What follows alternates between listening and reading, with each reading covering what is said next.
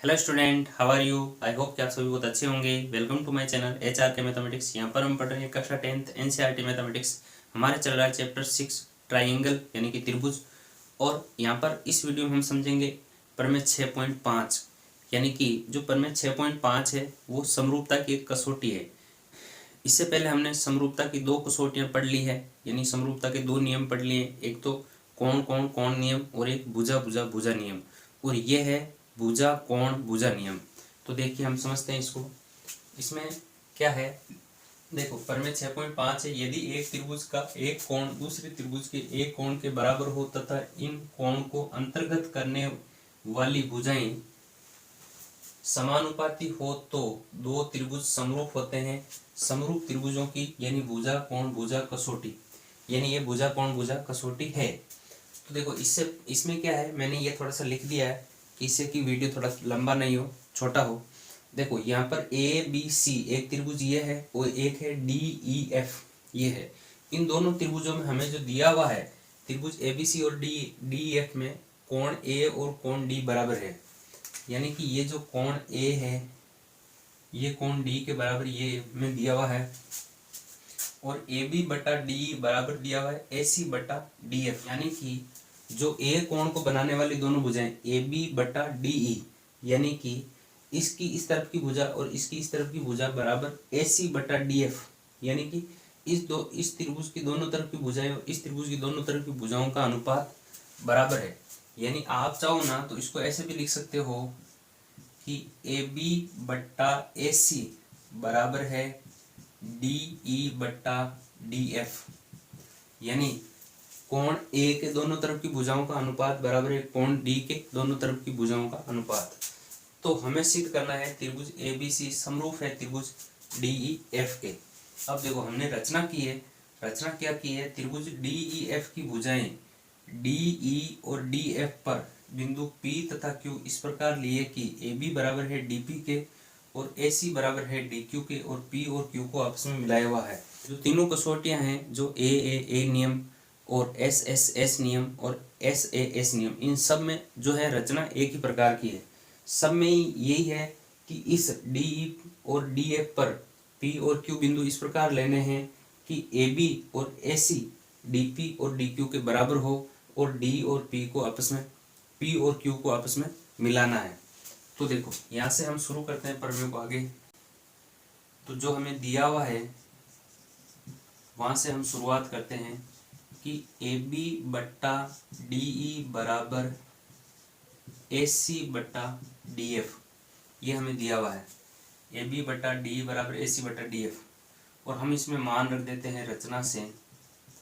रचना से हम लिख देंगे AB बराबर हमें लिखना है DP, और AC बराबर हमें लिखना है DQ। यानी AB की जगह DP लिखना है और AC की जगह DQ लिखना है। तो हमने लिख दिया DP बट्टा DE बराबर DQ बट्टा DF। यानी हमने यहाँ पर AB की जगह DP लिख दिया, AC की जगह DQ लिख दिया। अब हम तो देखो 6.2 प्रमेय लगाने के लिए हमें इसका क्या करना पड़ेगा, व्युत्क्रम करने पर। तो हमने इसका व्युत्क्रम किया तो क्या आ गया, DE बट्टा DP बराबर DF बट्टा DQ।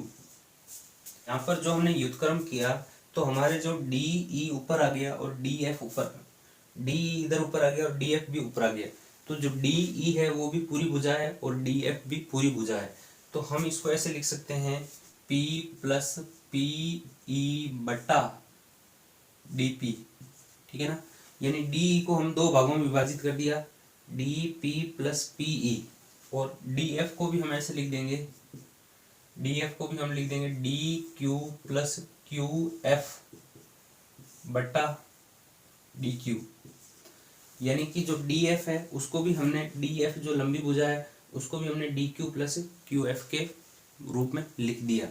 अब देखो हम इसको अलग अलग भागों में लिख सकते हैं। हम इसको ऐसे लिख सकते हैं DP बट्टा DP प्लस PE बट्टा DP बराबर, इधर भी हमने लिख दिया DQ बट्टा DQ प्लस QF बट्टा DQ, ठीक है ना। इसको हम ऐसे भी लिख सकते हैं। फिर देखो ये dp से dp कट गया, dq से dq कट गया, तो ये आ गया 1 प्लस पी ई बट्टा डी पी बराबर 1 प्लस क्यू एफ बट्टा डी क्यू। अब आप क्यू एफ को अब हम क्या कर सकते हैं, एक और एक को दोनों तरफ से हम हटा सकते हैं। तो हमने हटा दिया तो क्या आ गया, पी ई बट्टा डी पी बराबर क्यू एफ बट्टा डी क्यू। अब हम इसका फिर से व्युत्क्रम कर देंगे, व्युत्क्रम करने पर तो क्या आ गया, डी पी बट्टा पी ई बराबर डी क्यू बट्टा क्यू एफ। अतः प्रमेय 6.2 के अनुसार 6.2 के अनुसार dp बटा पी डी क्यू बटा क्यू एफ है। अतः पी क्यू समांतर है ई एफ के। पी क्यू जो है, पी क्यू समांतर है ई एफ के। तो जब ये समांतर है इसका मतलब है कि हम यहाँ पर यदि ये माने कि यहाँ पर हमने कोण 1, कोण 2, कोण 3 और कोण 4 मान लिया, तो क्या होगा कि कोण 1 बराबर होगा कोण 2 के, क्योंकि ये समांतर रेखाओं के संगत कोण है। ऐसे ये समांतर रेखाओं के संगत कोण कहलाते हैं। तो कोण 1 बराबर कोण 2 संगत कोण है, और कोण 3 बराबर कोण 4 ये भी संगत कोण है। ठीक है, इसको हमने समीकरण 1 और 2 दे दिया। अब देखो, अब हम क्या करेंगे, हम इसके बाद में हम लेंगे, देखो इसके बाद में हम क्या करेंगे, हम लेंगे त्रिभुज ए बी सी, वे त्रिभुज लेंगे हम डी पी क्यू में। इन दो त्रिभुज की ए बी बराबर है डी पी के। क्यों बराबर है, रचना से।